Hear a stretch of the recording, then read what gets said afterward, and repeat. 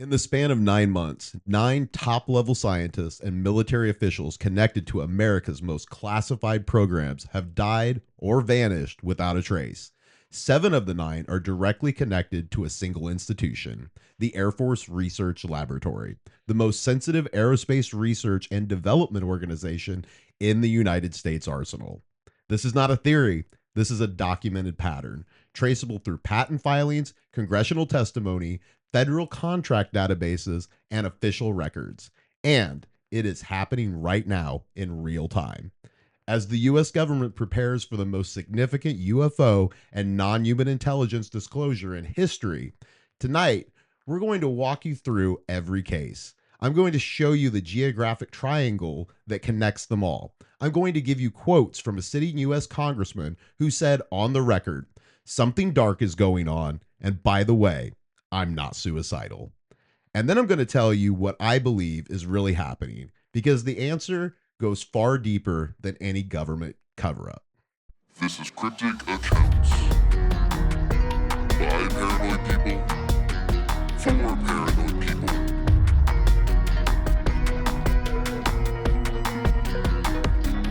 Cryptic Accounts.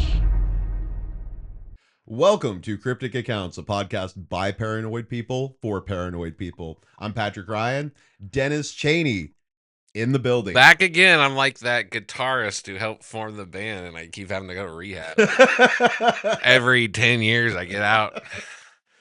I could join the band again. I have not been in rehab. I was like, is he going to clear that up, or is he just going to let that one fly?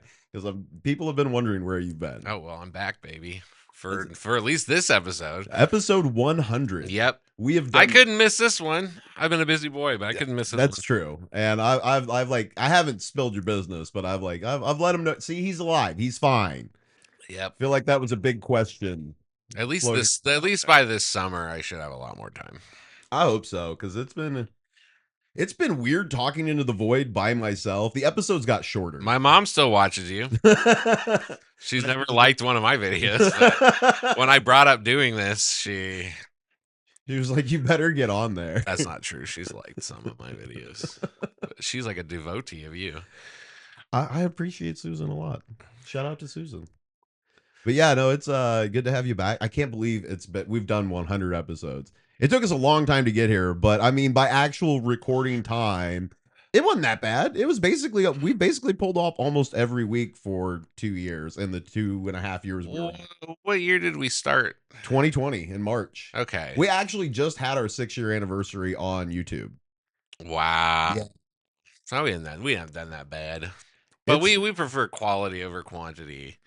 Yes. And quantity. We're gonna pump out the quantity, but this is a big dude. The fact that we started when COVID was starting. Yeah, our first episode that they scrubbed from the internet, and then years later we're like unbanned it. But when it became known that that's just the truth. Yeah, and we changed podcast host companies because they deleted. It was our biggest episode. The fact that we started with that, and now we're sitting here. We're recording the day before Easter. 2026, the day before Chris Bledsoe said the aliens are going to come out of the ocean.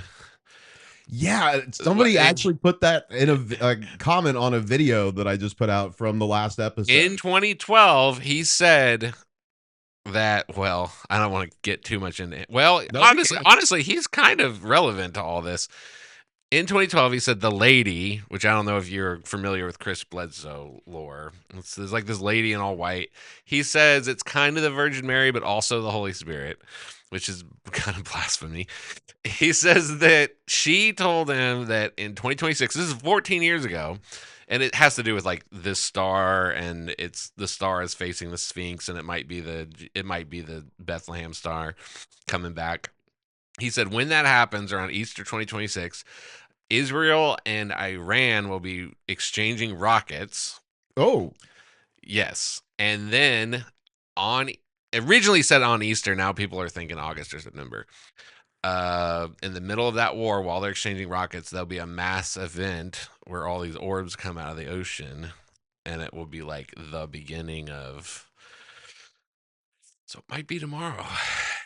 It might have already happened by the time you see this. I mean, or it's going to be August or September, or it's just he's a false prophet. there was a lot of accuracy so far. The Israel-Iran thing is weird, but then again, Israel like, and Iran have kind of always had some beef going on. yeah, but it is odd that it's like really going down right now. Yeah, there's that. That actually ties into. So I need to give a shout out first of all, and I'm going to tie this in. I'm not sure how to jump around on this, but shout out to Antti V. I hope I'm saying his name right. He's from Finland. Has been a loyal listener since basically the beginning. Has Hey, over 5 years. hey, let's go. And decided to send us some money this week to help support the show. So wanted to give him a big shout out. I already emailed him and told him thank you. Again, I hope I said your name right. It's You ruined it. It's Antti. I think it's Anti. We should ask him. I hope I said it right. Please correct me. You've got the email. But actually ties into this because I reached out to him, told him thank you and everything. Told me I've been listening for a long time, and I would assume he's okay with me sharing this. But he actually had a weird kind of prophetic dream 30 years ago surrounding this same subject. Get into it right now. So he kind of added at the end of this email. So over 30 years ago, Strange strongly let me zoom in on this. And again, finish. So Okay. I'm just gonna read this as is. Yeah, just read it. Had over 30 years ago, strange, strongly ominous feeling dream. There was stormy Baltic. I lived near the coastline with strong feelings something huge had happened distantly, like nuclear war or like that. My generation grew under that promoted fear. Coming Easter looked like fitting that dream. Iran war, threat for nuclear exchange, apocalyptic messianic announcements by Christian, Shia Muslim, and Jews, the red heifers, which we discussed last year. Yeah. Drone attacks to Russia harbor near our border. 2 misguided Ukrainian drones. That was my first thought. Just landed yeah. in our forest in southern Finland. Telling this to make America paranoid again. So also kind of prophetic, way out in advance. Yeah. Yeah. Like I read that and I'm just like, yeah, that does kind of fit what's happening. Did I tell you my kind of Israel thing? No. I bet I told you in private. So I was bartending. I worked at the comedy club. October 7th. Oh, it was 2023. Okay. When Hezbollah so I was bartending. Here it was night. It was like late at night. There it was like 6 in the morning. Here it was like 9 or 10. And it was in between shows. And I was just like taking people's drinks orders, and somebody ordered something and gave me money, and I turned around to use the cash register, and I felt like someone just like punched me in the back, and I got this dread, and I felt like you would feel like a fear, like if out of the corner of the eye you thought like a cougar walked in the room, and like you have no defenses. And it was like evil. It was like I felt like a veil had been lifted where immediately, and I had to just keep working. We had like 200 people there, and I had to keep making drinks. But like for this moment, and then I had to shake it off over the next few minutes. I felt like, and this is the way my brain put it together when I got off work that night. I felt like the veil that God puts down to keep you from like directly being in the room with that cougar, that just evil, whatever darkness comes from like the demonic realm or whatever, had been temporarily, the blinds had been opened, or it just like for a moment, it was like, eh. And then I found out the next morning, and it was like, I looked it up because I know when the in-between shows time was. It was like right when that attack started. And then when I read that the next morning, I got like a second wave of dread, and because this war we're in now is directly tied to that. Yeah. We probably would not be, because all those things are funded by Iran, Yeah. and we probably wouldn't be doing what we're doing now if it wasn't for that. And I just have had the feeling, and I could probably go back on my old phone and show you texts with like my dad and stuff, that like that event is the beginning of something that's going to be, and I'm not saying the end of the world, but something like Hiroshima level consciousness changing is going to come from that. And I've had that feeling since the day it started. I didn't even know it started. It wasn't like we had the news on. Yeah. So that's my personal prophetic. I don't think it's prophetic, but I think I was just had it was like a sensitivity. I mean, that's very possible. Yeah. And just That's a feeling I never want again. I never had it in my life. I never wanted. The only thing I could describe it to is good is a good feeling I've had before in prayer. And it was like the opposite of that. It was like abandonment. It was really bad. well, and Yeah. people talk about that like I did, and we've talked about this, but like alien abductions stopping at the name of Jesus. I could get yeah. Actually, Someday I'll tell you a story about that too. like because I Yeah. put out stuff from this last episode and just kind of mentioned that in passing in one of the videos as tying it to the episode. It's one of the only consistent thing about alien abductions. Yes. It's the procedure, the showing you a movie of the end of the world, sometimes the piloting of the craft, the like infinite room, and if you bring up Jesus, yeah. Somebody actually commented on the video on TikTok and said that's how they came to Christ. That they, if I'm remembering right, they called out the name of Jesus and it stopped. And then as they got saved, and then it stopped happening. Like they used to get sleep paralysis all the time and have this thing like visit them and like terrify them, and got saved, and they took it as there was something trying to keep them from Jesus. Thousands, if not millions of people. Yes. Yeah. I mean, there's if not everyone. I've sometimes wondered if everyone hasn't had. We just don't remember. That's possible. Some kind of encounter. Yeah. Maybe. But yeah, so but there's and then Pete Hegseth like comparing this to Armageddon. Yeah.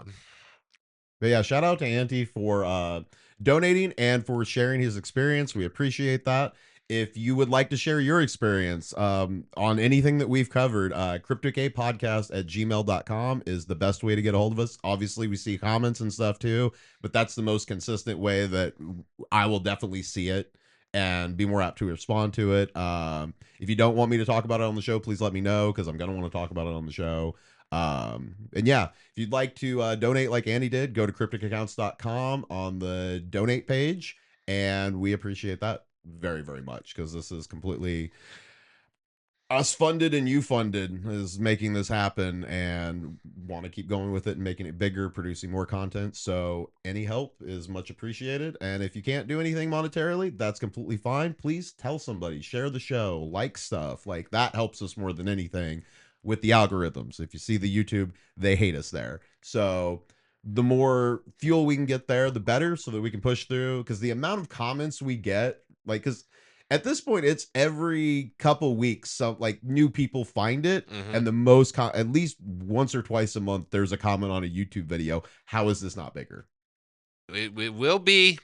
It's you getting you gotta help us. Just gonna keep on pushing through. So thank you for everybody who's been here for so long. Like, that was crazy. One, to see somebody on another part of the world that's cool, that is like, I've been watching you guys for years. Cool. Love what you do. Like, he went on to say, like, really liked how we articulate stuff and make it really easy to follow, which I'm just like, that's my biggest concern every time I put these together. Is just like, are you going to be able to like keep up with everything? Because I get overwhelmed putting it together. Oh, I'm sure. Yeah, I know the feeling.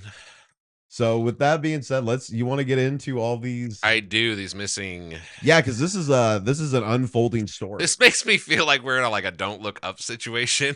There's like an asteroid coming, and like we're just killing the people who's going to warn everybody. It really, I think, as we go through this, because I'm going to start with just unfolding the timeline of please, all these, because I've only read about two. I didn't hear about this till the general. There's a ninth now that just happened as of this recording, like a couple days ago. Oh, yikes! Like I don't like this. This is gonna get real current, real fast. I don't like this. Yeah, yeah. You know what's gonna stink is if we're not together when the event happens, but we're probably cell phones are probably gonna go down. We're just not gonna know what's up with the other one. Yeah, we're gonna have to. We should probably figure out a rally point. Yeah, I don't have a car right now. Well, I'll borrow my mom. I'll steal my mom's car and I'll meet you at the Great Mall of Olathe. Well, they live out in the country. Your place may I have be a good better rally point. Yeah, that actually may be a better rally point. I'll bring the ammunition and just come out there. All right, do that. Yeah, everybody should have a plan just in case. People look at me crazy when I'm like, no, we should like have a rally point idea of like where we're gonna find each other so we can group up. Yeah, because we're gonna need to group up if this really all if we at least for a time. If we go full Mad Max, like Armageddon, like yeah, you're gonna need your clan. You're gonna need your clan of people to build stuff with and take care of each other. So everybody should have a plan. I'm okay getting my head chopped off by the Antichrist. I've come to terms with that. I don't want to die in the riot that happens like 12 years before that happens. I don't want to just get trampled at a Target. So that's my reason for a rally point. I mean, it's a fair reason. It's a fair. I'm not gonna try to like fight him in the hills. I'm just gonna let him kill me for Christ. All right. Well, we'll see. I'm good with it, but I'm gonna try and put up a fight in the meantime for sure. All right, I will fight. So, you ready to get into this timeline? Yep. Okay, so we're gonna go back to 2025, June 22nd, and we're gonna talk about Monica Jacinto Reza, who went missing. So on the morning of June 22nd, 2025, Monica Reza vanished while hiking with friends in the Angeles National Forest in California. She was last seen waving to a hiking companion approximately 30 feet behind the group. Oh. Despite an extensive... That's like a really short distance to wave to somebody. That's like 10 yards. That's a football first down. Yeah, it's like, hey, we're up here now. But yeah, that's supposedly the last time she got seen. This is some missing 411 vibes. They're always like by a bush and then they're just gone. Gone. Yeah. So despite an extensive search involving helicopters, drones, and canine units, the only thing they found was a beanie and a tube of lip balm. That's all that's ever been recovered for her. Her body never found. Whoa. Okay. And that was, again, and what was her job? We're going to get to that. Okay. Because she was not just a casual hiker who got lost on a trail. She was a 60-year-old aerospace engineer and technical fellow at Aerojet Rocketdyne, who later moved to NASA's Jet Propulsion Laboratory. Founded or what?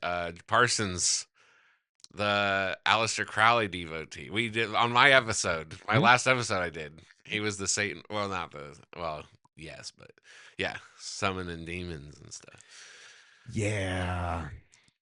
The more I'm gonna shut up. I have a lot of thoughts, especially about that Tim Burchett interview. Well, and she was important. So she was the co-inventor of Mondaloy.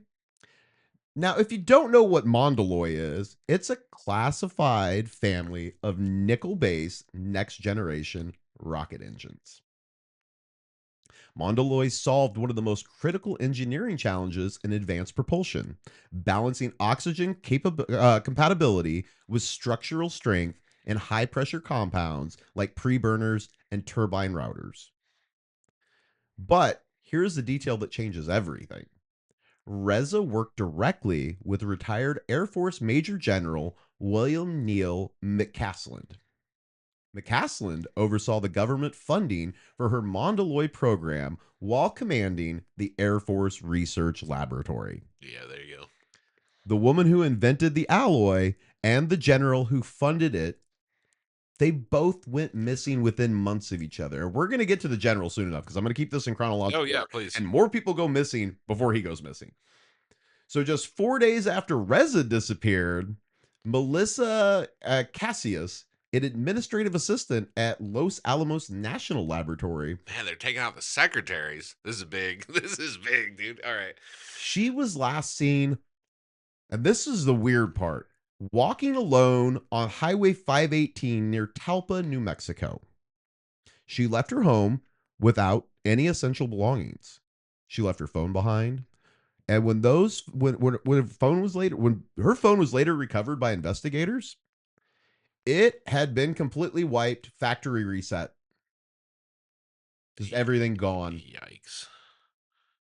Now, Los Alamos is the birthplace of the atomic bomb and one of the most secure research environments on Earth. McCaslin worked closely with NANL and worked on national security projects at Kirtland Air Force Base. The institutional connection between Cassius and McCaslin runs through the same classified network. Then, on October 25th, 2025, Jamie Pritchard, and First Lieutenant Jamie Gustitus were all dead in one day. Okay. This is the case that has received almost no national coverage, and it may be the most disturbing one of them all. So on October 25th, 2025, those three people connected to Wright-Patterson Air Force Base died on the same day. So Jacob Pritchard, who was 34, was the acquisition project manager in the AFRL Sensors Directorate at Wright-Patterson. His job was to procure classified technologies for air and space reconnaissance and surveillance. His wife, Jamie, who was 33, was a finance specialist at the Air Force Life Cycles Management Center at the same base. They had 3 children. And then there's First Lieutenant Jamie Gustitus, 25. Now, he was a U.S. Air Force operations analyst officer who worked in a top secret capacity at the 711th Human Performance Wing at Wright-Patterson. The official narrative is that Jacob killed his wife, placed her body in the trunk of their car, drove to Jamie's apartment, and fatally shot her. Then drove to a municipal building, opened the trunk for police to find, and killed himself. The act was reportedly captured on security cameras. Now, I'm not going to tell you the official narrative is false, but I'm going to ask you the question that no one in mainstream media has asked. What was the connection between an AFRL Sensors Director Acquisition Manager and a top secret operations officer at the 711th Human Performance Wing? Why did this happen? What did these 3 people know? Yeah. What is their connection to each other? There's been no explanation as to why. Huh. Well, yeah. That's almost like he was like activated to do that or something. Well, it's a man, his wife, and then another woman. Right. Which I think I accidentally called Jamie a man. I think I said he at one point, which is my mistake. Okay. It's one man, 2 women. His wife. Yes, I know you said that. Okay. I got that. Jamie's one of those names that can go either way. Right. But you said, yeah. I understood that it was a man, his wife, and another woman. Yeah. That makes you think of some kind of love triangle. That's what I thought at first, too. And if it had been the wife killing the husband and then killing another woman, that would make more sense to me. Yeah. But I mean, it's 2026. Who knows what kind of love triangle could have been happening? It's possible either way. Right. So maybe it's that. But the thing is, Wright-Patterson had the only official kind of response they had to this was to offer counseling services. There was no official statement. There was no anything. Just like, hey, we have no motivation. If you need to talk to somebody, like, we can help you line up with somebody, but like, we don't have an official position. So is that 3 of the 9? Yeah. Okay. So then we jump to December 12th, 2025. And there's a missing body. So Jason Thomas missing. His body was found March 17th of this year. So just a few weeks ago. Okay. On the night of December 12th, 2025, Jason Thomas, 45, left his home without his phone, his wallet, or any identification. That's a common, yeah. He was reported missing the following day. His body was found in Lake Quannapowitt in Wakefield, Massachusetts on March 17th, 2026. Now, Thomas was the assistant director at Novartis Institutes for Biomedical Research, with over 4,500 citations in chemical biology. His work reportedly included active contracts with the Department of Defense. All right. And then, so he goes missing on December 12th. December 15th, Nuna Loureiro was murdered. Nuno, the director of the MIT Plasma Science and Fusion Center, Ruh-roh. was shot multiple times at his home in Brookline, Massachusetts. I remember hearing about that one. So also in Massachusetts. Plasma science. Plasma has something to do with the phenomena. So he got shot multiple. Yeah, exactly. Yeah. Yeah, it's going to come together. It's going to come together. So he got shot multiple times, dies the next day. And he was one of the world's leading experts in plasma physics, which has, like you were saying. This came up around like the MH370 or whatever. Mhm. Okay. So the science is what he dealt with is the science of superheated ionized gas that is directly relevant to advanced propulsion and the flight characteristics observed in UAP encounters. Right. Authorities connected his murder to a former classmate, though no clear motive was ever established. Yes, this was the one that got all the media attention. Mm-hmm. Yes.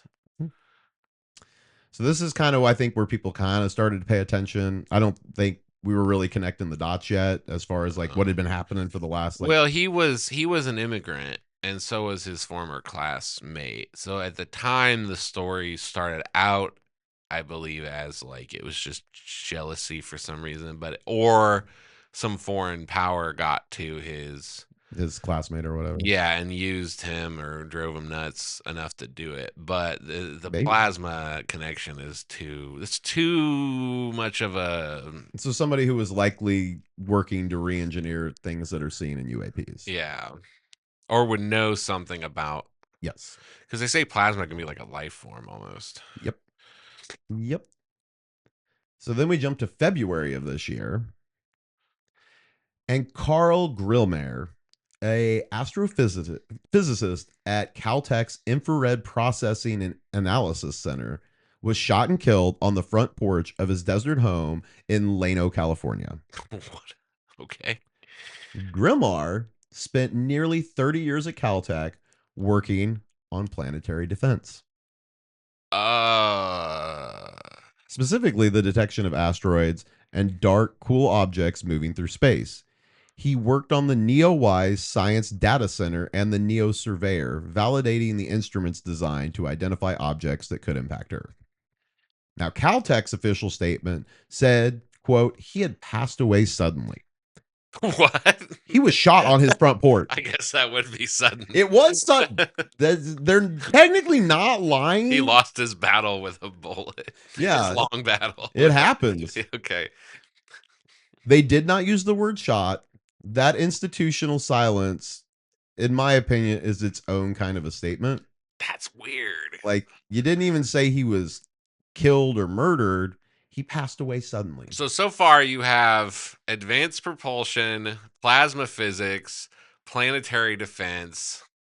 Okay. These are all like a people you would want in a room if you like were trying to figure out what to do about UFOs. Yeah. A suspect, reverse engineering. Yeah, okay.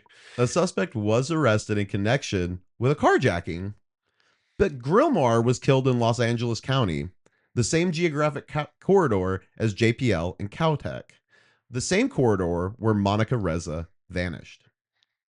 I think they use crazy people. I think they have MK Ultra type. Well, that or stuff we've talked about before with elf waves. Because there's been people we've had whistleblowers that have come out recently that said they were getting attacked, and that's why they're saying everything they're saying, because they've been getting harassed by this stuff. It's just like, I know people get shot every day, but it's been 9 months, man. This is a lot of people that die or go missing. And they happen in clusters, because our next one is 11 days later. It's speeding up. Yeah. And that's back to Major General William Neal McCaslin on February 27th of 2026. He goes missing. No, this is the big one. This is the big dog. Yeah. Um, and this is really where people started paying attention, is when this one happened. On February 27th, retired Air Force Major General William Neal McCaslin vanished from his home in Albuquerque, New Mexico. He was 68 years old. He left on foot. I want to point something out. I heard this on the radio. People hear 68. My first thought was silver alert. Maybe he was demented or, had dementia. Like a week or two before, he did like a bicycle ultra marathon. This dude was like sharp as a tack. Yeah. Yeah. And I don't think he'd been retired for very long either. No, and you never really retire from something like that. Like if something came up, he's on call. Well, yeah, because he knows about all of it. Yeah. He's been involved. Is an institutional. Yeah. So, again, 68, left his home on foot, and also left his phone behind. Didn't take his glasses. Just starting over. Did take his wallet, his boots, and a .38 revolver, though. He was not just a retired officer, though. He was one of the most connected men in the entire U.S. defense establishment. He commanded the Air Force Research Laboratory at Wright-Patterson, the same lab where Jacob Pritchard, Jamie Pritchard, and Lieutenant Gustus all worked when they died.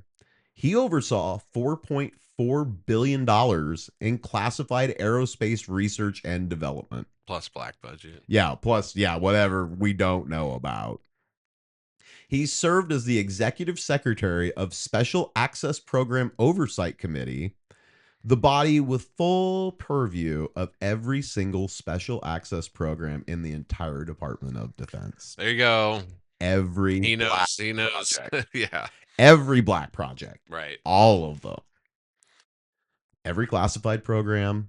Every secret the U.S. government is keeping from the public, this guy knew about, was involved in, was writing checks for a lot of them. Oh, man. Leaves his house. How does he not have 24/7 security? For no other reason than to make sure like China doesn't scoop him up. Yeah. And here's another interesting little tidbit. His name appears in WikiLeaks emails coordinating a UAP disclosure meeting between the Clinton campaign and the head of Lockheed Martin's Skunk Works. Yep. This is the division responsible for the most advanced classified aircraft ever built. Also, his name might have sounded familiar for longtime listeners because he worked directly with Tom DeLonge of Blink-182, who co-founded To the Stars Academy, the organization that released the first declassified UAP video to the public, and worked directly with Luis Elizondo. If I remember correctly, he was like ground floor, might have been one of the first people to reach out to Tom DeLonge, because Tom DeLonge got reached out to by the government. Oh, he comes up in that episode. I did not realize that. I forgot about that. So Luis Elizondo, if you're not familiar, former Pentagon intelligence officer who has since become one of the most prominent voices for UFO disclosure. I thought you were talking about Neely. Oh, yeah, no, I am. Hold on. I've had terrible allergies this week. I apologize. So he disappeared.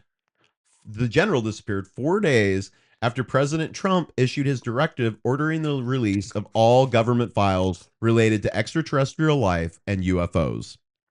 Investigative journalist Ross Colhart said it plainly, quote, "The fact that General Neal McCaslin has disappeared off the face of the earth is a grave national security crisis." We should be hunting for that guy like we're hunting for the guy in Iran. This is a huge deal. He knows all the things. You could just sit him in a chair and break a knuckle and learn everything. Yeah. It's a grave national security crisis for the United States of America. This is a man with some of the most sensitive secrets of the United States in his head. The timing is screechingly relevant. Now, the FBI did join the search on this one. Over 600 homeowners in his neighborhood were contacted. Helicopters, drones, search dogs, horseback teams. And as of this recording, he's not been found. We don't know where he is. So The investigative outlet known as the Centennial Network has done extraordinary work mapping the connections between these cases. Their conclusion is worth quoting at length. So, quote, this is one documented system traceable through patent filings, congressional testimony, DTIC records, and federal contract databases. Reza vanished in LA County. Grillmar was killed in LA County, both in the shadow of the JPL Caltech corridor where America's planetary defense infrastructure is built. McCaslin vanished in Albuquerque, home of Kirtland Air Force Base, and Sandia National Labs. The Wright-Patterson deaths were in Dayton. These are not random locations. They are the three geographic nodes of American defense aerospace research. Yeah. That's where we're doing all of it. Southern California, New Mexico, and Ohio. The triangle where AFRL lives, and at every node, the same institutional silence. JPL said nothing about Reza. NASA said nothing. The AIAA said nothing. Caltech's statement about Grillmar said he passed away suddenly without using the word shot. Wright-Patterson offered counseling services. In every case, the institution that lost someone chose the minimal possible disclosure. The silence is its own pattern inside the pattern. I wonder if this is related to the 2027 thing. The whole like fake alien invasion. Maybe. The planetary defense thing makes me. Are these people that maybe had problems with what's coming? Well, there might be people that were identified that if we do this fake disclosure, they might blow the whistle. Yeah. Because they realize the real implications of. Maybe they'd spoken out against it. Who knows? I mean, that's all speculation, but like, why you need all these people to disappear right as all this is rolling out? Yeah. And you kind of do it with haste leading up to this.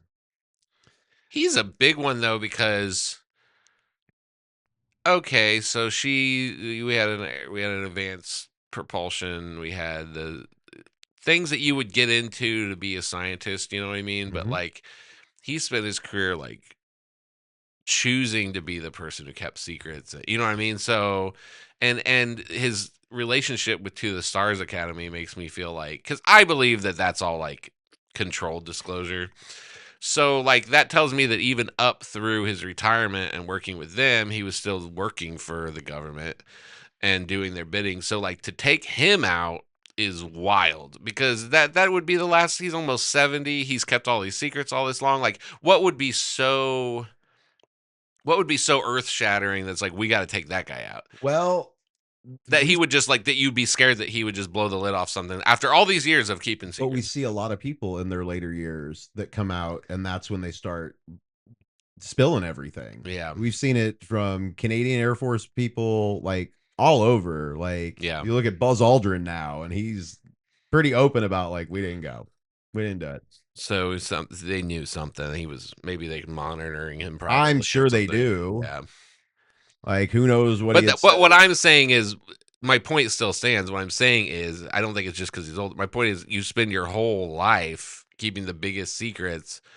What would be the magnitude of something that you couldn't risk it with someone like that? Someone who you've been able to trust, even this decade, working on the fake disclosure. It would have to be something so significant that you couldn't even risk somebody who's under your thumb and loyal.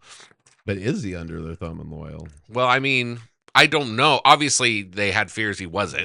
That's what it seems like. But that would be that's my point. What would be so big that you would fear that somebody who kept all these? That's what I'm saying. You see what I'm saying? It couldn't just be. I mean, it could just be, oh, we think he's going to flip on us, but like, why would he? I don't know. I mean, to me, it's bigger than he's going to tell the secrets of the Black Project, because why would he? I don't see any indication.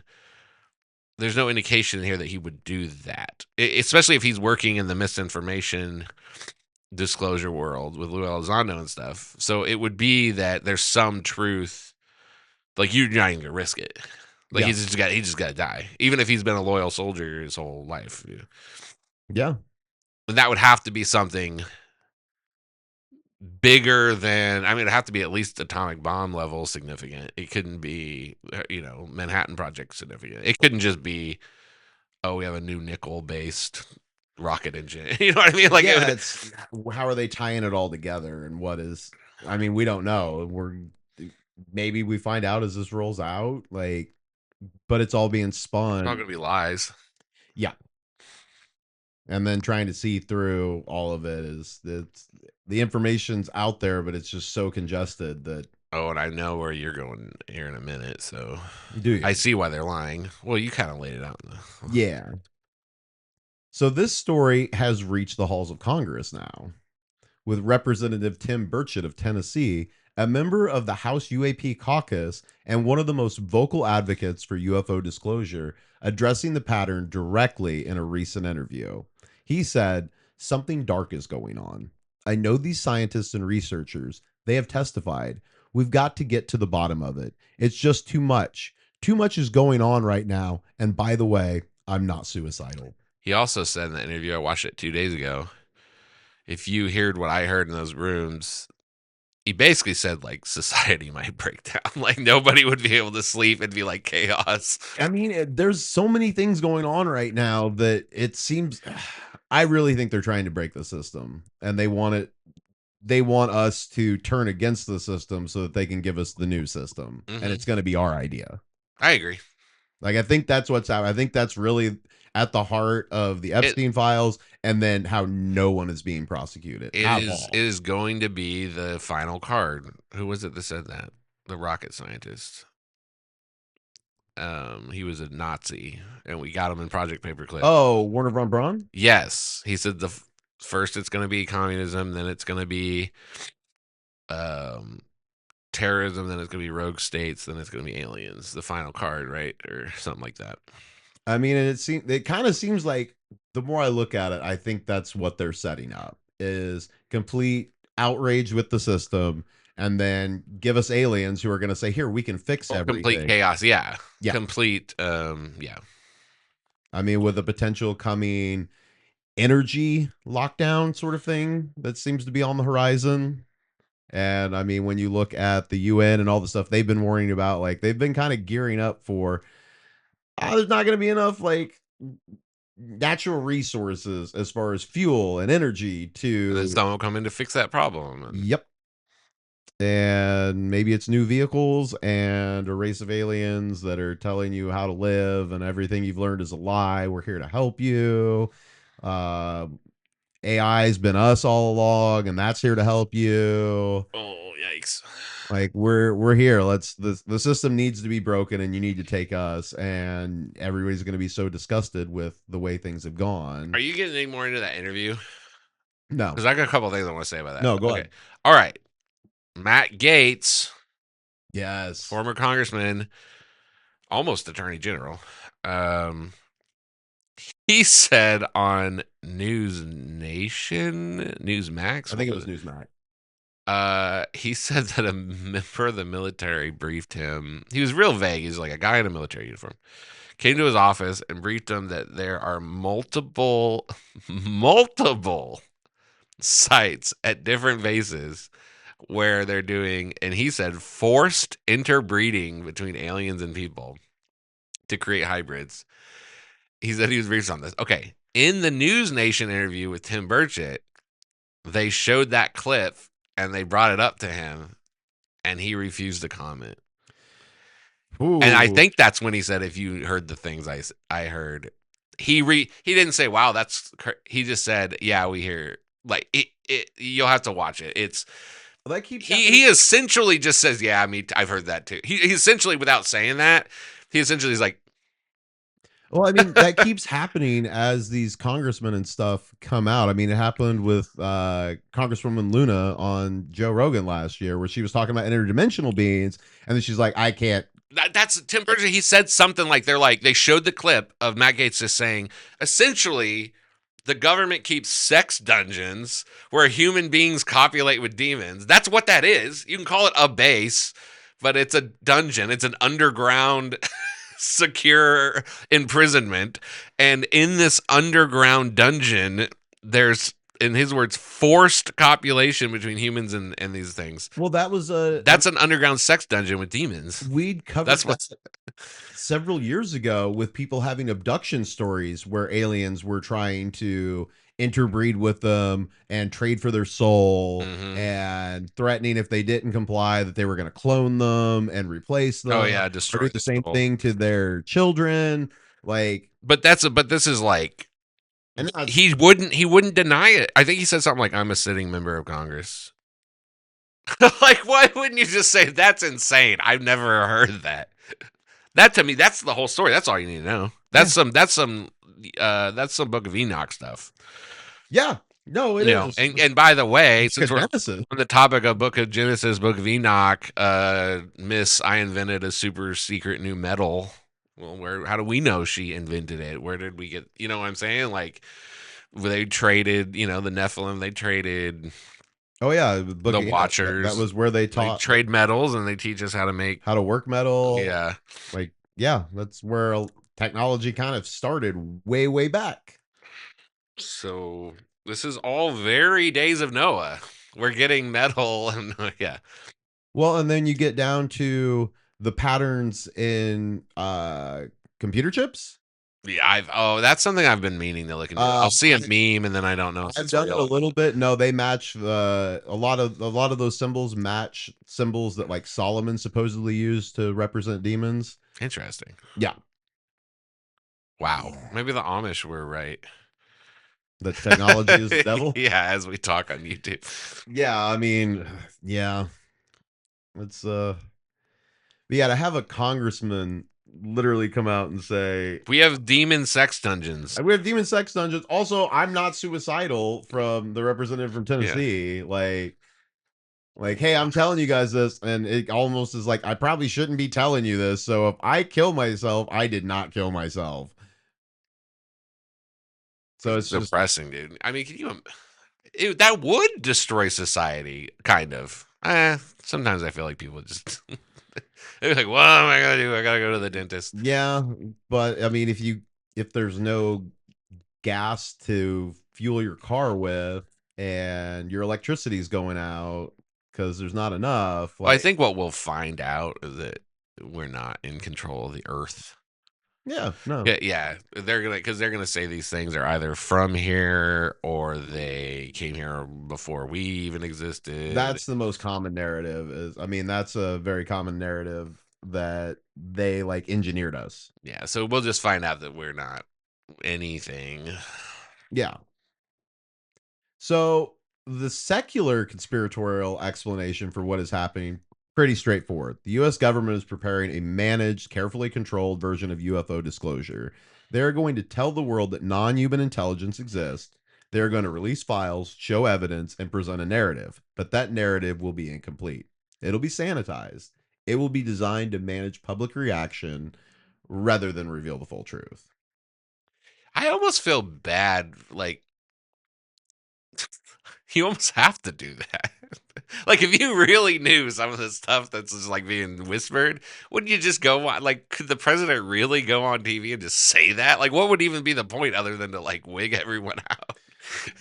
Well, especially if we don't know whether or not to trust these things. Well, the thing is, I think they fully know what they are. Yeah, I think they know, and it's too terrible. Yeah.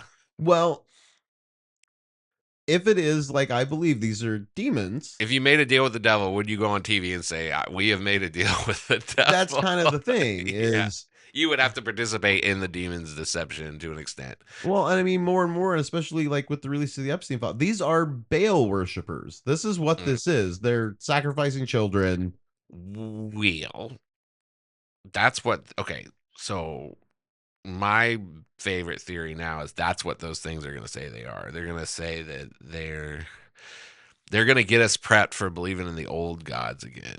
Mm-hmm. Like all the ones mentioned that Yahweh was battling, and they're going to say, yeah, and Yahweh is one of them, but he's actually kind of like a felon.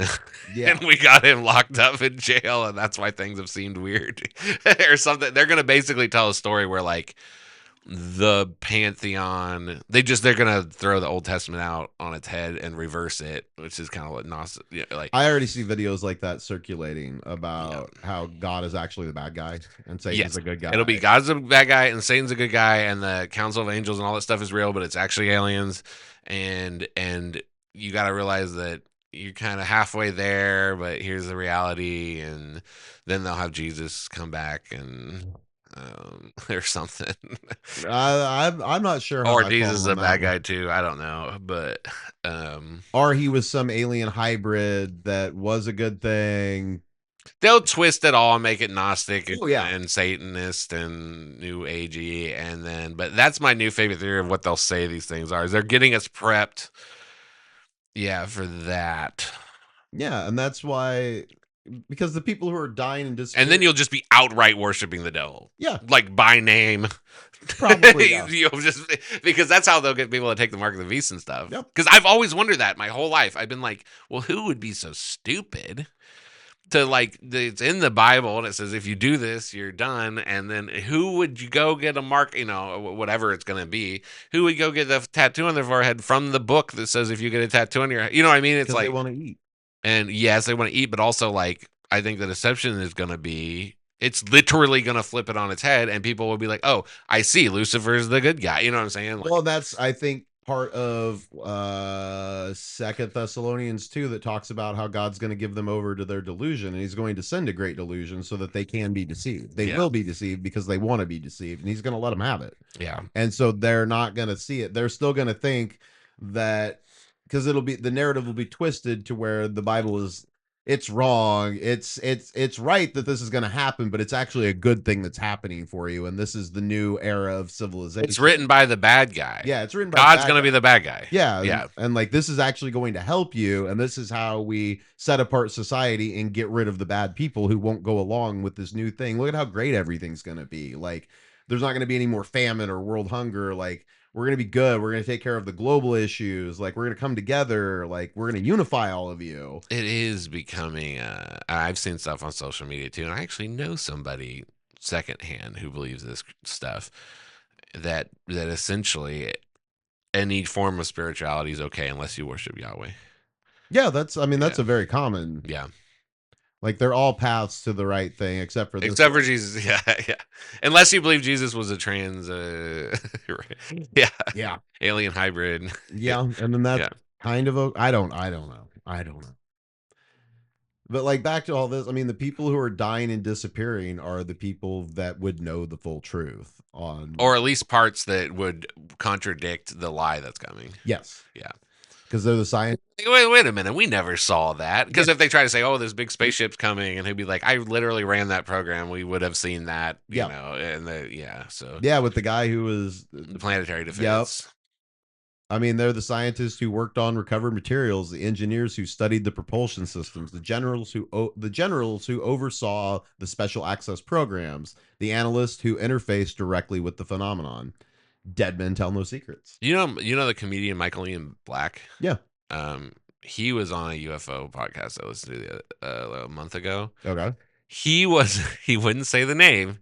He was invited to a private signal chat where they were talking about the 2027, and they were trying to convince him, it was someone from the government, invite him. It was a 3-person. I'll send you the link. He was just saying this on this. He's invited to this private signal chat by like a UFO disclosure guy and then a government official, and they're in this 3-person government, and he was told that there's going to be an alien mothership coming in 2027, and he was shown pictures of it. He didn't believe. If you listen to him, he's like, I don't know what to believe, but I'm inclined to believe this is some kind of, like, they were trying to psyop him, you know what I mean? But like, that's crazy to just reach out to some random celebrity. I wonder how many other people. That's kind of the thing, is because I mean, they get those people involved so that they can help fuel people thinking that way. He was on Vetted. It's called Vetted. If you look up Michael Ian Black Vetted, it's not a very long interview. Okay. So again, dead men tell no secrets. If you're preparing a controlled disclosure, you cannot afford rogue insiders contradicting your narrative.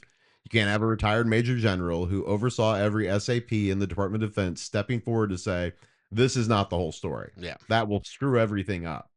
And a reason you would get rid of somebody like that is because maybe they have been, maybe not publicly, but maybe in their private life, and you're watching them and they're going like, I don't know that I agree with what's getting ready to happen. Or you're lying to them. I mean, okay, so there's like white hats and black hats in the intelligence world. Yeah. So, I mean, let's say he was sold for 40 years of his career. We think these things are demonic, and that's why we don't announce it and stuff like that. And then the lie that's getting ready to come out is that they're angelic, or and they know they've kept him quiet because they've appealed to something. Yeah. And then they're getting ready to basically go back on their word. Yeah. And so they know they got to get rid of them before they do that. That actually answers my question. Okay. I mean, it looks like with these 9 now, and will there be more? There will be more. There has to be more. I think there will be. It seems like a systematic elimination of potential whistleblowers, like before files are opened and this narrative is rolled out. Because like with aliens.gov and aliens.gov, nothing is on those sites yet. They're blank pages right now. Right. Yes. I tried to go on it. I did too. When I covered it a couple weeks ago, during the research, I was like, oh, let's go see what this is. But it's not going to be the bombshell, everyone. It's not. No, it's going to be, I think, a lot of stuff that I think it's going to be a lot of old stuff, and I think kind of know about. If there is anything new, it'll be little breadcrumbs leading to whatever the big. So to go even deeper than a government cover-up angle, I believe what is happening here is not just political. And as I think you're going to see is like, if you've been following the show, like in the last year, especially more and more, this is all pointing towards spiritual. And it's weird. It's not weird. I feel like I've been drawn to this for a very specific reason to talk about these things. Yeah. It's the last year's seeming to become a lot more clear. I was just like, why was I drawn to those things more than anything else? Same. I've been interested in stuff since I was a kid, and I don't know why. Like, I mean, we covered the Book of Enoch years ago, but like there were spans of episodes in between that had nothing to do with anything spiritual like that. And then this last year, it's just been like, that's the topics I keep getting drawn to for this show. And now seeing what's happening now, I'm like, this kind of feels like it was getting set up. And I mean, that's a God thing that's happening of, I'm being pushed that way for a reason to talk about that. Right. Because back to 2 Thessalonians 2, the Apostle Paul warns of a strong delusion that will sweep the earth in the end times, a deception so powerful that the world will believe a lie. And I've argued in previous episodes that the coming official disclosure of extraterrestrials is that delusion. I think that's really part of it. I think that's what we're setting up here. The government is preparing to rebrand interdimensional demonic entities as our cosmic creators. The fallen angels of biblical prophecy are returning. I think that's what's happening here. The leaders of the nations, or whatever. Yep. Yeah. And they are going to be introduced to the world as benevolent space brothers, as we've been talking about. Like, it's weird. You kind of were already hitting on what like synopsis was going to be of this. Who seeded humanity thousands of years ago. For deception of that magnitude to succeed, the stage must be perfectly set, which is, I think, why they're taking so long. Like, they're really crossing their T's and dotting their I's on this. Like, I don't think we're in control of it. If you really think about this, Pat. No, they're taking their time because these are ancient demonic.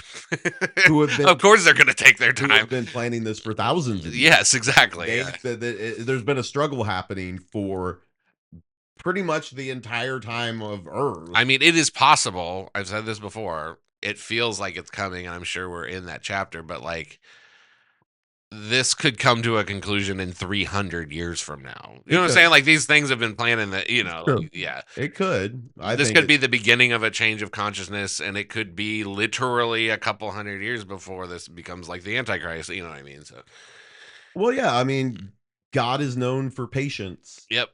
And he could let that delusion go on for an extended period of time to where... Or just builds and builds until he gets us loose, which is that abandonment feeling I felt, you know what I mean? Like, and when I was describing at the beginning of the episode, it was this fear of like, oh no, I'm not because we're protected. Yeah.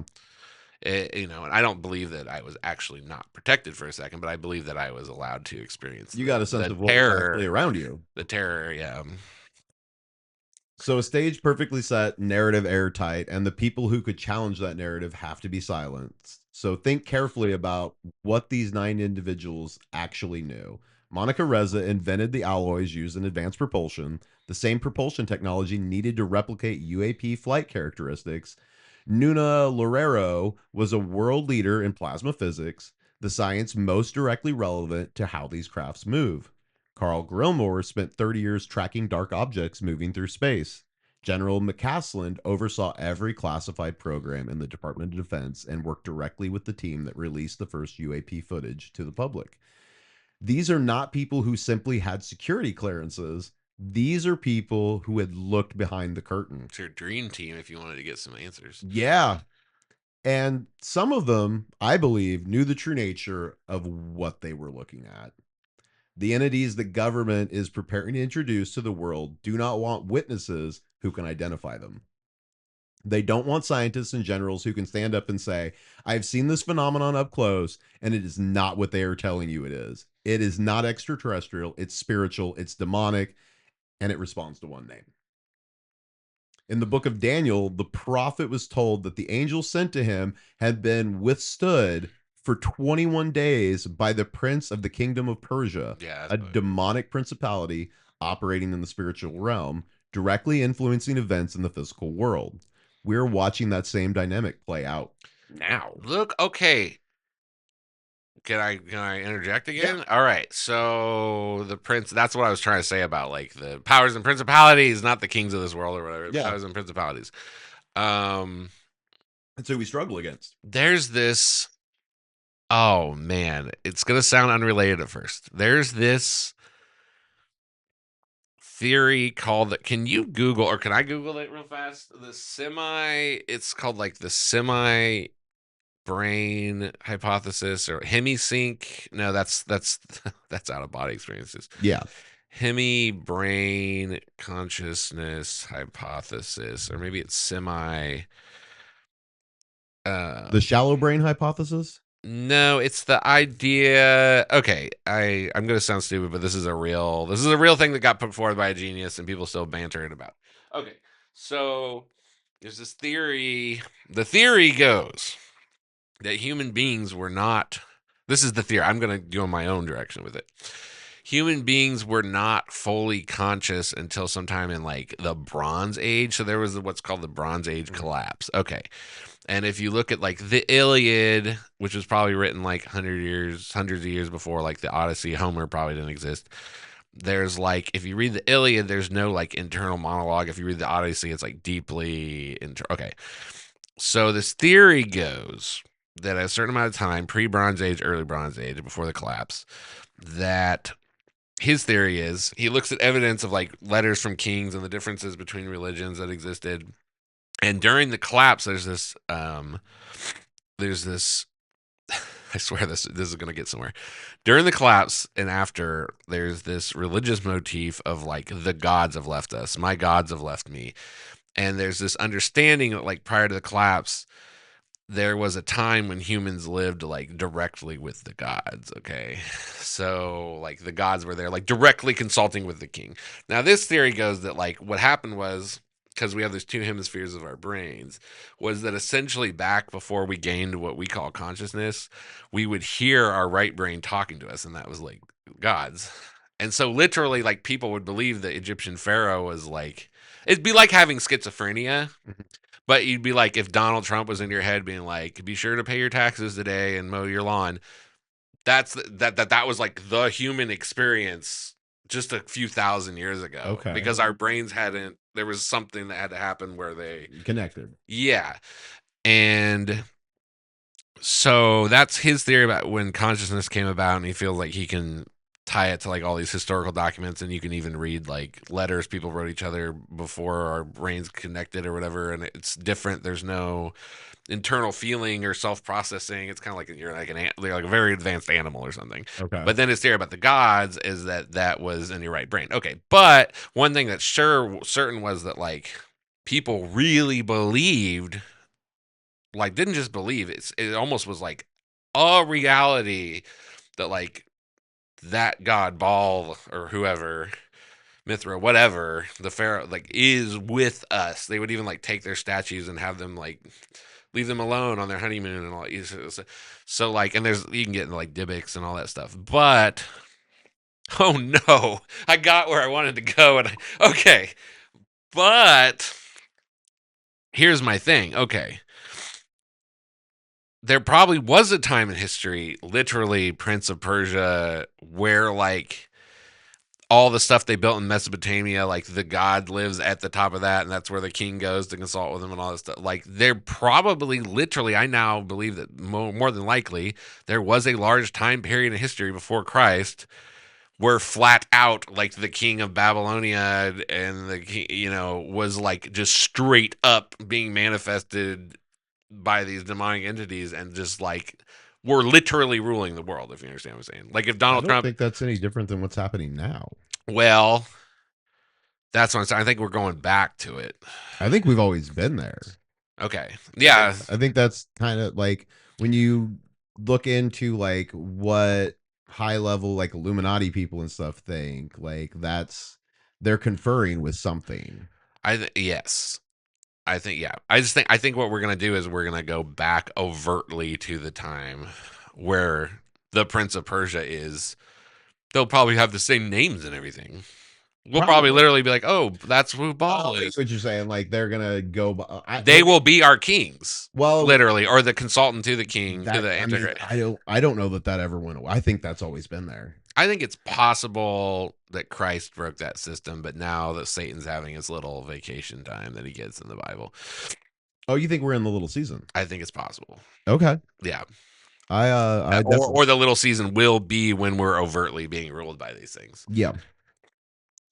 Well, it kind of depends on when you think the little season happens. I know it's a whole dispensational. I know it's. It's not I don't even dispensationalism. have a I mean, full. that's got to do with the Jews and covenant. It's premillennial, postmillennial. Yes, that's the yeah. kingdom mindset. Which I don't even know. When you think the rapture is happening and kind of all that. Is it literal or figurative? Has it already happened? How literal, how figurative? Because there's some people that believe it already happened right after the time of Christ. I think it's possible Christ, when he said it's done, I think it's possible he broke that system and we're in the little season. It's possible. I don't have a fully well, there's 100% opinion. See, I've dug into that and I haven't done an episode on it yet because I don't feel like I have enough of a grasp on it, or I'm not sure where I stand on it. But I know there are people who believe and can make a pretty strong argument for like 500 years has been added that didn't actually happen. I've heard that. Like we're actually somewhere around like the year 1500 or 1,000 years. The millennia just means a really long time. Well, you know what I mean? Like the main argument I saw against the little season, and I'm not gonna have the verses on the top of my head, but every time a short season is referred to anywhere in the Bible, it's always like weeks. It's a very short period of real time. When that phrase is used anywhere else, it always is an actual very short period. Like I said, I do not have a fully researched. The more I've thought of this topic and I think of things in terms of like Genesis 6 and the Nephilim and the Prince of Persia, I think it's possible. Well, you can put together an episode on it. Okay. All right. I'll look into it. Because I'd be interested in learning more about that. Like I said, I haven't come to a point. I've listened to other people's research, and I mean it's not like that isn't where a lot of stuff gets based on that we research in the show, but I haven't formed a strong enough opinion to kind of present it in any direct angle, which maybe it'd be a good one to like put together as the different angles of possibility, and that this person thinks this way and kind of point counterpoint. Yeah. We've done that with I could do that. I mean, I just say we know historically there's a time where the gods were with these kings and we're directly ruling other nations. We know biblically that's the case, and that Yahweh was going around cleaning up house. Yeah. And we know that Jesus defeated the powers and principalities. And now we're in a real life. So we got history, historic fact, we got biblical theology, and now in the news, we're getting to the point that we think where we're going to return to that pre-Christ we're going to be directly ruled over by these things. Well, and I mean, to that point, and back to like the Book of Daniel and like the Kingdom of Persia and stuff. These disappearances could actually be something spiritual that's happening. That's why some of these people are just vanishing. Yeah. To have the amount of resource, especially with like the general that got put into trying to find him, and literally, at least not that was announced, having any trace or any lead. They could be being taken by the UFOs for all we know. That's what I mean. Yeah. Or yeah. Or captured or whatever. Yeah. Well, yeah. Taken to another dimension. Who knows? Because the watchers, people who stood between the public and the truth about the government has recovered, are being removed from the board. Before the Great Deception can be fully unveiled, the voices that could expose it, again, they kind of got to be extinguished. And whether that's actual worldly things, bodies, people that are making that happen, or if it is the puppet master behind what's happening, physically taking people off the board. Yeah. Because 9 people, 9 brilliant minds connected to America's deepest secrets, dead or missing, and this all took place over 9 months. I know, that stuff's speeding up. And who knows what's happened before then, but over like long periods of time. That's the other thing too, is how, I mean, because people died. People are only paying attention now because it's like boom, boom, boom, boom, boom. Yeah. Yeah. Were there other people before that were all associated with this that our little monkey brains, we don't know, man. We pay attention to things when they start happening fast and heavy. Well, and it's that in 9 months, 7 of those people are directly tied to the Air Force Research Laboratory. Like one place has people missing and dying very rapidly. And the media, just mainstream media, talking about it's just tragic coincidences. They will point to the carjacker, which again doesn't really make sense because it happened on his front porch. Yeah. So that's a weird one. I guess somebody could have been coming up to his house, but he lived out in the desert. So not a lot of people out there, which I guess maybe somebody goes to a remote house to steal their car. Maybe. I guess. The disgruntled classmate's weird. A stressed out scientist is weird. And the media is just saying there's nothing to see here. But when a U.S. congressman is publicly stating that something dark is going on and that he's not suicidal, that should be ringing some alarm bells, I feel like. Yes. This looks different.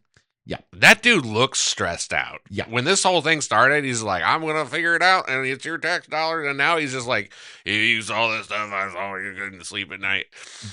He looks like a guy who's seen something he shouldn't see. You see that with most people who are involved in anything like that. I mean, you look at the rate, like, presidents rapidly age when they're in office. Right. Just the amount of stress and things that they learn about, and the way they change so much about their goals, their angles. Like it seems like their thought process has changed very dramatically because they're getting pulled behind the curtain. And they're like, look, this is what's actually going on, and you're not going to mess it up. Right.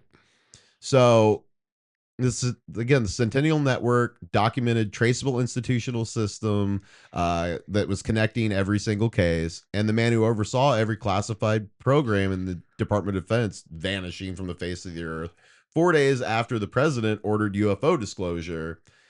I really think a great deception is just being prepared. The board's being cleared. Don't look to the government for the truth about what is coming, and don't trust the narrative that they are trying to hand you. The only truth that will stand in the days ahead is the word of God, and the only name that holds authority over these entities they're preparing to introduce in the world is the name of Jesus Christ. So yeah, that's yep. Amen. That's where I'm gonna leave it. Well, fantastic episode. I hate that this I love being with you. I love doing this. We're gonna do more. It's no longer. It's becoming actually scary. This isn't like it was in 2020, where it's like, here's a theory. It's like, There's a congressman on TV saying the stuff that we'd sit out on your front porch and talk about as like, those things. I remember where we were when I told you for the first time, I'm starting to think these things are demonic. Yep. And why would you take someone in the middle of the night? I remember that conversation, the time of day, and that your front porch light. And now it's like there's our leaders on TV. It's becoming not fun. It's not. I don't want to listen to old Art Bells anymore. I want to. It's interesting to see, like, if you've been with the show for a long time, how our understanding and thought process and the research has kind of molded what we think. But and how And just and how confirming. the direction Yep. though is starting to converge in reality. Yep. Yeah. Yeah, when we do current event ones, they are always the scariest, because it's like this is what's happening right now. This is unfolding in front of us. Yeah. Yeah. All right. Well, thank you. Well, it's good to have you back, Dennis. I know. It was good to do this. It's always a longer episode when we're together. I know. Sorry, I probably added about 10 minutes about the brain. No. Whatever that was theory was. No, it's not even that. It's just more. It's different. It's been different doing them solo. Oh yeah, it's always different. Because there's no back and forth. It's just talking into the void. It's been a very weird experience as compared to like comedy. Right. So that's it. Drop us a line at Cryptic A Podcast Gmail. Give us your stories. Yeah, I loved hearing that story. Even though it's terrifying. It's terrifying. But yeah, shout out to Auntie again, man. That honestly made my week. Like, he's provided content, support, in some way friendship, sticking with us all those years. Yes. Love it. Love to see it. Well, and I love seeing those comments from people that are like, they've been here the whole time. I'm just like, we're never gonna go away. There might be little breaks, but no. And I talked about this a couple episodes ago where I was just like, I'm just gonna keep doing this. It's you know what we need is a backup plan though for when stuff starts going down, like an email list or something. They can do that. Honestly, with the forum and stuff. Yeah. Website and register there. That's something we own. We own that. We're in control of that. Yeah, that's a reason to sign up for the forum, because if they're going to kill scientists, they're going to take channels like this down eventually. Because they were taking people down for COVID, so we're going to say something wrong about the big disaster that's going on with the orbs. Yep. And the next thing you know, this show, the only place you're going to be able to find it is the videos we upload on our own server at the forum. So you need to go to the forum. And people have been joining it, and people have been reading it. Yeah, go read. At least just become a member and get the email updates. That way, if something happens, we can still have an outlet. And I'm not really sending emails out at this point, but if the show were to just disappear, it'd be good to have a way to still. And on the list, that's our emergency plan. That's our bug out plan. That's for when Google says you can't talk about the demons. Yep. Or you can't say they're demons because that'll throw everything into disarray. Yep. Yes. Just like you couldn't talk about masks, Oh yeah, man. That's the best advertisement for the forum you're ever going to hear is we might disappear other than that forum. Yep. So go join that crypticaccounts.com/community. But all the research goes up there. This script will go up there along with the sources that were involved. Thank you all so much for listening. Like, share, subscribe. We appreciate you being here, and we'll be back. Bye. Cryptic Accounts is a fan-funded show brought to you by you. Please visit crypticaccounts.com to find out how you can help support the show.